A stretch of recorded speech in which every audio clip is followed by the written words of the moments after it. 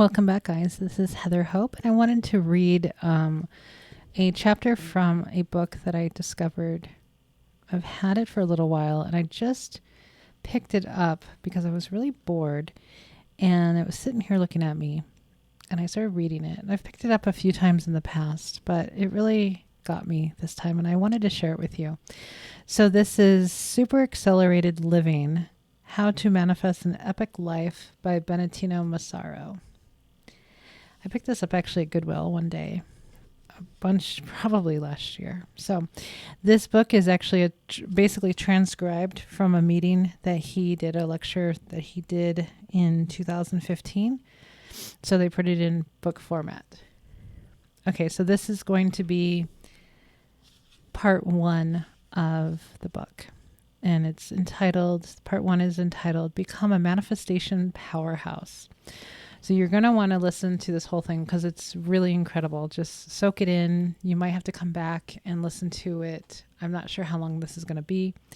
I'm going to try to get through part one, and maybe we'll come back to it another time and read more of it.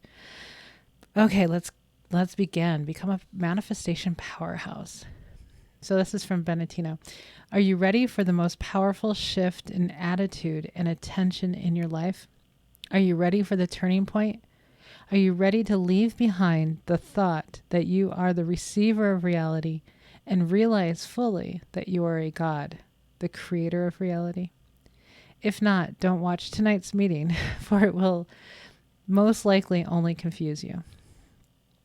Okay, so in this meeting, Bentinho shares one of his most powerful techniques for tapping into our unlimited innate power to create our own reality. Not for the faint of heart, these tools are for willing and ready conscious creators only. He emphasizes the essential point that if we wish to overcome a lifetime of unconscious, undirected manifesting, we need to become highly deliberate, almost forceful in the sheer power of our presence to attain a super high, finely tuned presence and internal state of love light. He explains why it is crucial to avoid focusing on results, but to remain unflinching in the face of whatever appears. Not once do you flinch, he says. Internally, subjectively, your state of being is 100% your chosen preference all of the time. As soon as you start choosing only your preferred experience, your reality will have to reflect that. So this meeting was streamed live on January 5th, 2015 in Boulder, Colorado. So he has a few disclaimers. This topic is a bit radical, so I will offer a couple of disclaimers. First of all, this may or may not immediately hit home for you.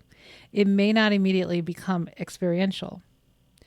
When it does become experiential, it will shift your sense of identity 180 degrees. It will shift your sense of who you are, where you come from, and what you can do.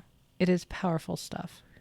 The second disclaimer for this topic is that it assumes you are already at a certain level of, shall we say, purity of mind, a certain centeredness. It assumes you have already explored the tricks your mind plays on you and are aware of how it acts up. It assumes that you have worked on this and have transformed and transcended many of your mind-based misconceptions. So my sharing of this material at this time assumes that you've done this work to the extent that your intention is by now very aligned, very highly aligned to spirit, to abundance, to love, to being an unconditional vessel of the Creator. It assumes you are aware of yourself beyond the personal bubble, beyond the bubble of I am this body, I am this mind, this is what I need to get, and everyone else can suck on it.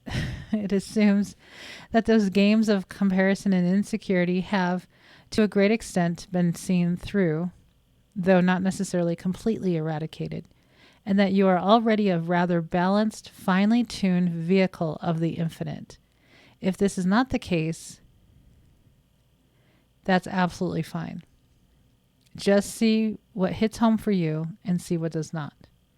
A third potential disclaimer is that some of this material to an unprepared audience may seem egotistical. It may sound arrogant. It may sound like it is driven by the personal self. That's why I said it assumes you've seen through some of these personal bubbles, and further that you've seen through some of the spiritual bubbles, meaning the ideas of what the ego is, and that you must hammer the ego down and all of that stuff. For people without such a background, this topic may seem like it's coming from a place of manipulation or domination or overpowering things with your personal will, but this is not where it's coming from. This is not what it's telling you to do. To help avoid such misunderstandings, I'll be reminding you from time to time about how to maintain integrity while applying these ideas to your life. So are you the receiver or the creator of reality? I want you now to imagine what it would be like to never ever receive anything again. What would it be like to not have the feeling or the sense that you are at the receiving end of creation? Yes, you are perceiving creation, but are you really receiving creation? What if you are not receiving creation? What if that there was never the case? What if that was never the case? What if 100% of the time, every nanosecond, the billions of molecules that make up the universe were placed there by you? What if you are the conceiver and the giver of experiences? That it's you who gives creation its form? What if you're not a mind body walking around in a predetermined physical external reality, but rather that all of this is your own manifestation?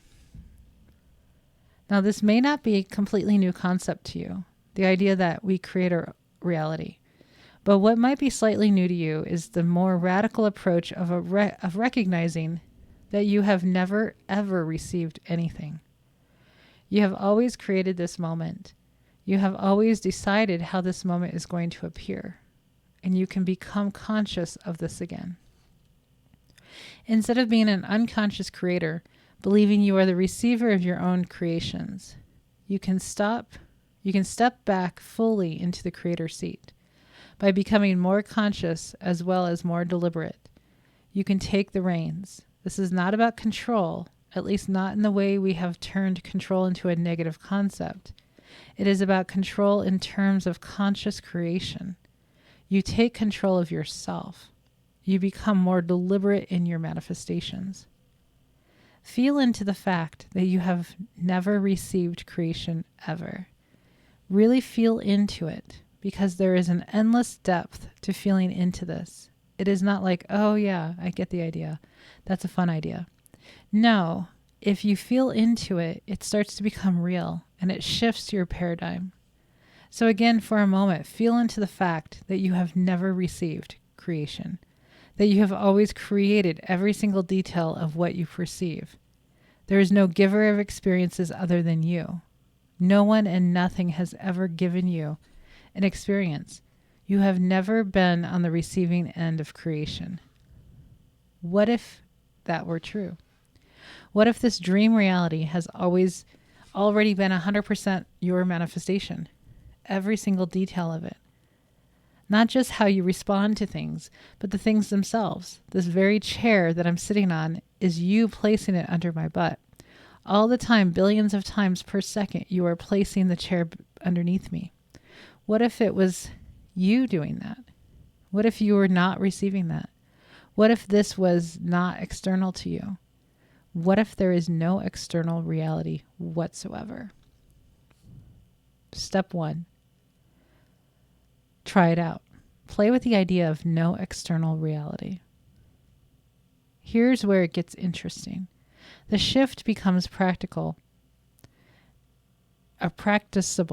and experiential when you start to play with this concept, when you try it out. Start experimenting with ignoring the sense that there is a reality outside of yourself, which has become a sense perception through automatic conditioning. But just ignore that sense. Practice ignoring everything. ignoring everyone. And imagine the absence of the feeling that you are walking around in an actual physical world. Eliminate that for a moment. Press the eject button. Gone.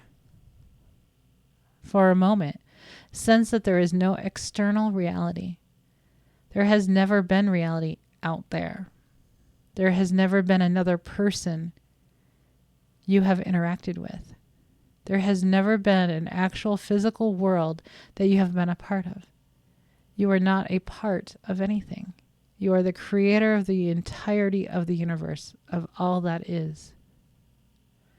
What if everything is completely 100% subjective? Feel into the sense that you can create right now of me being over here, external to you. Just look at me and feel into that sense, which is very automatic and is normally naturally there. This is how we tend to perceive our surroundings. This is the vibration from which we tend to perceive reality. The underlying assumption is that there is a reality over there and I'm over here. Even the idea I create my reality is still dominated by the sense and the underlying assumption that you are walking around in a sandbox that exists independent of your consciousness, independent of you, independent of your creation. You still think, okay, within this actual sandbox, I can start attracting everything I desire. I can start creating things that are beautiful and filled with love and light. But even this is a flawed concept. The sandbox within which you seem to be playing is already placed there by you in this very second. It is not actually there. You are not walking around in something that already exists. The entirety of the universe is walking around in you, but only because you choose for that to be the case. Why? Because you are a God, literally. Again, feel into that automatic sense of that person is over there. Notice the feeling of distance and the feeling of difference. Notice the feeling of me being external to you and of you having an internal world inside of your bubble.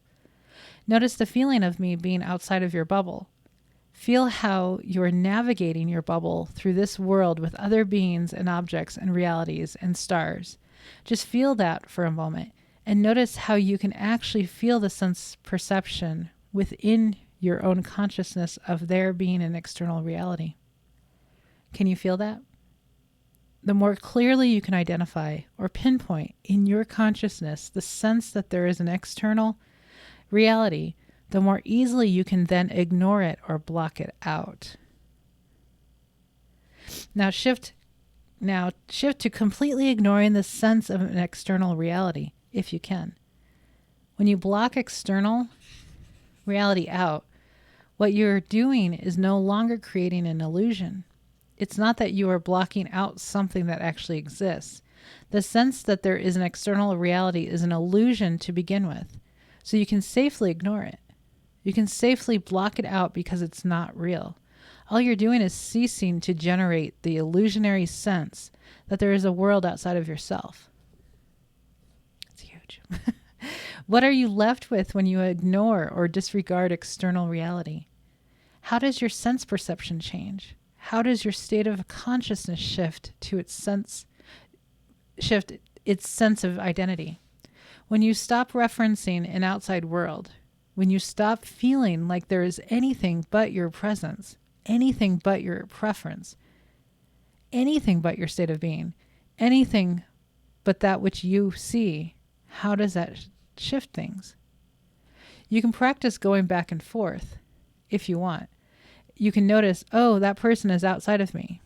And then go back to the viewpoint of dismissing that perception and notice the feeling of non-physicality that you're left with, the spaciousness, the state of being of the creator seat.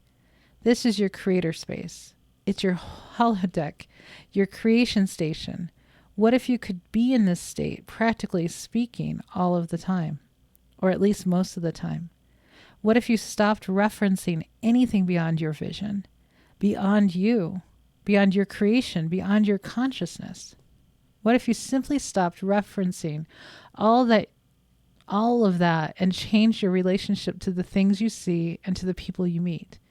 Instead of saying, oh, these are external creatures, start saying, these are my manifestations of my own essence, of my own being. They are being placed here by me. They are puppets. They are creations. They are amazing creations of the one that I am. Step 2, insist on seeing only your preferred reality. Since all there is you, you can start to shape your reality. You can paint it. You can overpower it, overwhelm it with your chosen preference until you see, regardless of what you're looking at, is what you prefer. Until all you see is who you choose to be in that moment. Until all you see is the frequency you choose to overwhelm your creation with. Feel into that for a moment. What if all you experience in this moment is the frequency or the preference you choose to experience? You can practice this with anyone.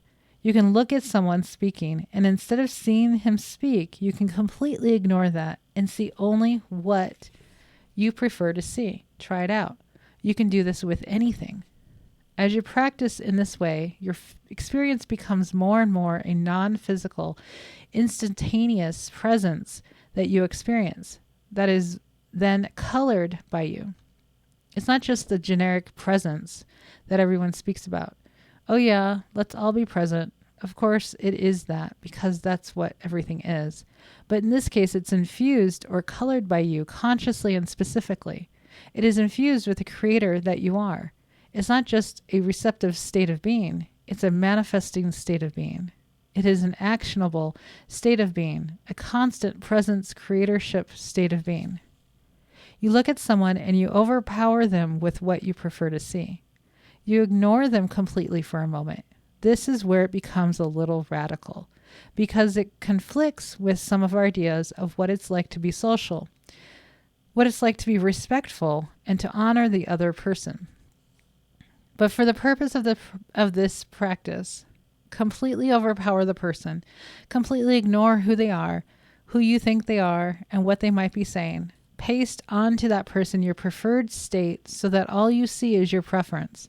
Whatever that is, whatever you want that person to be, whatever you want to experience yourself as. Maintain that presence as you look at the person and create or generate an energy there. Generate a presence that is of your preference. So you're not receiving. You are not waiting. You're not judging the scenario. You're not anticipating what's occurring. You're actually generating what that scenario is going to be like. You're not in the state of, oh, there's an actual scenario out there that I need to somehow listen to or adjust myself to. This does not mean there's no respect or integrity. As I said in the disclaimers, assuming that you have reached a certain level of purity and integrity, you already know what it's like to be compassionate and loving. So given the fact that you have mastered that to some extent, you can now practice these techniques and notice that you can actually paste onto someone whatever you want, and that person will turn into that. Why? Because that person is not there. It's not that the person changes. It's not that you manipulate who that person is, or that you don't listen to who that person is. What actually happens is that you become conscious for the first time of what you have already been unconsciously doing anyway. When you are thinking you are respecting the other person by being in a receptive state of, oh, there's an actual person over there, you were already generating that person. But because of your doubts and your hesitancies, you were generating them in confused ways. You were generating that relationship in ways that were not of your preference. But it was you doing that. You were already placing them there. Now, as you start practicing this, it might feel radical, outside of the box, and even unsocial to an extent. For a period of time, it may feel strange to your mind's belief system. But what you're actually doing, mechanically or energetically speaking, is becoming conscious of what you are already doing anyway. As you start practicing consciously and then actually generating things that pop up in your reality, at first it may feel like it's me overpowering my reality. It's me dominating my reality. It's me spilling over and bombarding my experience with the frequency of my choice. But that is only the initial case. At some point, you realize that that's how creation works. The sense of, I am over here overpowering this, starts to dissolve, and it all becomes an inseparable, singular creation. You realize every moment that this is what you are now painting in the picture. If you have ever had a lucid dream, it's no different than this. Step 3. Amp up to super high presence to your God frequency. Practice this right now with me. Paste on to me whatever you want me to be. What would you prefer that I be? What would the relationship between you and me ideally be like? Force that upon me. I need to use forceful words because we have assumed that we are victims for so long. Since you are stuck in a state that's not real, stuck in the sense that you are separate from your reality, I need to counter that with a word like force. So energetically, force upon me what you desire me to be. Leave me no choice to be any other way. Be very sincere in this practice and aware of your integrity, and be in your presence. This is not just a thought, it is presence.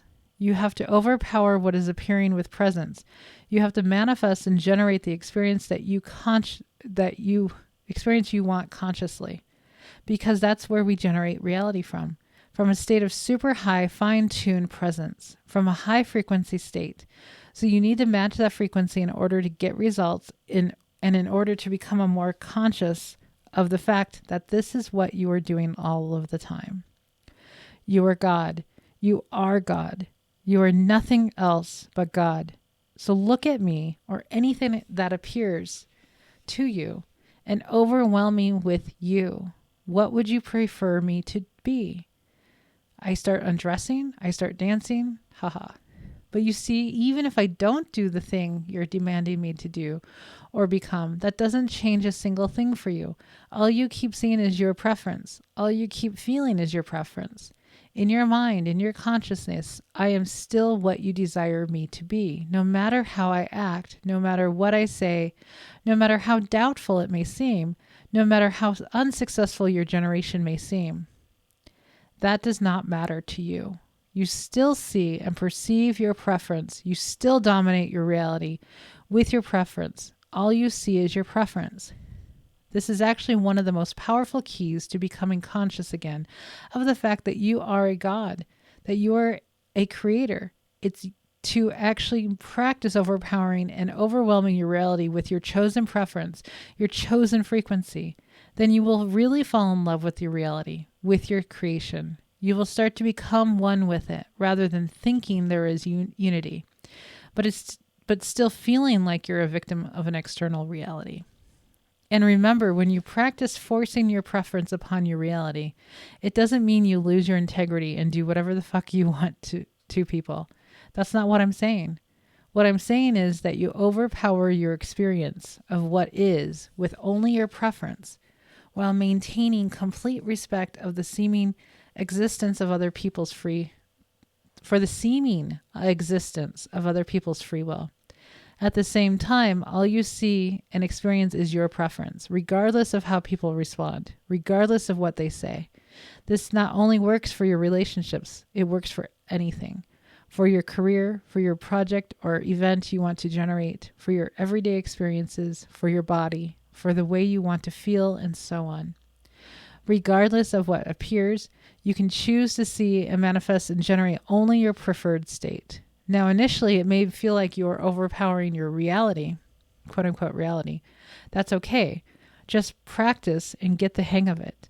Instead of asking, what is this reality all about? You decide what it's all about. Then that's what it is all about. So there's your answer. You are here to be a creator, not a victim. We are all lost sheep. We have forgotten the fact that we are gods and goddesses. We are not here to find things out, not really. Yes, this existence is about learning, but we're not really here to discover things as such. We are here to create things that have never been created before. We are here to generate. How do we generate? We generate according to our true desires, according to our true inspiration. Not just, I want a lot of money so I won't have debt. Not those types of preferences. They are irrelevant. Although you can practice with those as well, that's fine. But what I'm talking about is a really high, finely tuned, intentional state of love light that can have any shape. The diamond of a love light has many facets. It can be bliss, it can be excitement, it can be inspiration, or love, or compassion, or integrity. It can be sincerity or joy, whatever is your highest excitement. Choose one of the facets of that high vibrational love light of the one infinite creator. Tap into it and dominate your reality with it. Don't care what anyone else thinks. Don't care what they say or how they act. Again, this doesn't mean that you're not present to other beings. It simply means that all you focus on and generate is the mind state and energy state of your preference. And it doesn't mean that others have to act in certain ways. But you will see that when you start exuding your preference and when it's really in alignment with your higher self and their higher selves, that they do start responding to your energy. Not because you told them to, not because you dominated them, but because you generated the frequency that took you into the parallel reality where the highest option in the best interest of both of you is now becoming manifest. How it works, how you create your world from your own energy. How did you manifest that parallel reality? You did it by being all in, by not doubting your power. It worked because you didn't hesitate. You didn't doubt or fall back into the role of seeker, questioning your power. You didn't accept the idea of an already existent universe from which you have to take your cues. There is no universe that already exists that you have to take your cues from. That universe, my friends, does not exist. It has never, ever existed. It has been made up. By whom? By you. You have created the illusion of an external reality that you feel you have to listen to. Within this illusion, you generated a focal point of a mind or a body-mind, and then you generated the thought that the focal point of the body-mind is somehow not the focal point of the environment or of everything else. Thus, you created the illusion of separation. You generated lots of ideas about the separation. You thought, if I want to be compassionate or honorable, I need to regard the reality outside of myself as the end-all and be-all. I have to listen to what mommy and daddy said. I have to pay attention to what happens to me from the outside world. If I don't, I'm being arrogant. I'm being egotistical. In actuality, you generate the effects from the inside out. You generate the other person. You generate the focal point of the body-mind with its sense of separation. There has never been that world that you feel is external to you, and never anything outside that you need to listen to. That is just a thought. This is your creation. It is not your reception. You are never receiving anything ever. You are only ever giving life to creation. You are only ever using the unconditional love field that is the one infinite creator's desire to know itself, to express itself. This expression generated you, an autonomous I am that can generate its own reality and does so. But then as a human being, you forget that you're doing this all the time. And so you generate yourself into a very isolated corner of I am this versus that, forgetting that everything you can ever see is generated out of your own energy only. You can never experience anyone else's energy, not truly. Yes, communication between worlds can happen and does happen all the time. We do co-create in that sense. However, your experience of co-creation with others is generated out of your energy solely because you can't experience anything else.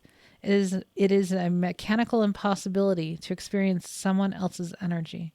It's always your version. It's your reflection of that communication, and it happens on a completely different level that I can't even begin to describe here.